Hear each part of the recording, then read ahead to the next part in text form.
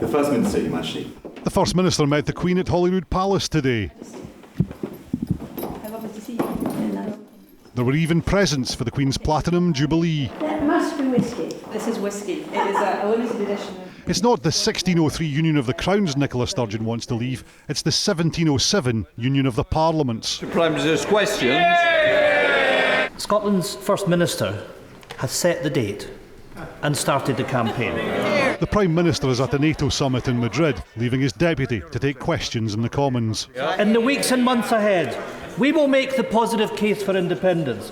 Will the opposition, if they can, make the case for continued Westminster rule? Deputy Prime Minister. Can I thank the honourable gentleman? It's always good to see him in his place. No, genuinely, it's good to see him in his place. It's not the right time for another referendum, given the challenges that we face as one united kingdom. The next step in the process is for the Supreme Court to rule if the Scottish Parliament has the power to hold a referendum. One former judge says it's right to test the legality. On the face of it, this is quite a difficult course that the First Minister has adopted.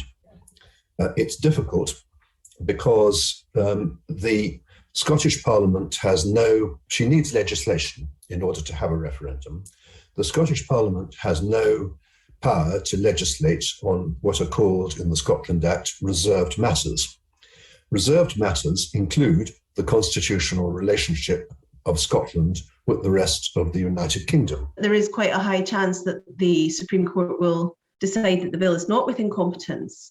But, in terms of use of time, it's probably better to get that decision out of the way early. If the Scottish Government lose in the Supreme Court, the First Minister's fallback position is making the next general election a de facto referendum. There is no such thing as a de facto referendum. It's an election, and we have to be very clear about that. It is an election. What we're doing is that we'll be electing people to represent us in our constituencies, and indeed we'll be considering who should govern the country. That's quite different from a referendum. The First Minister says a majority of votes in that election would be a mandate to negotiate independence.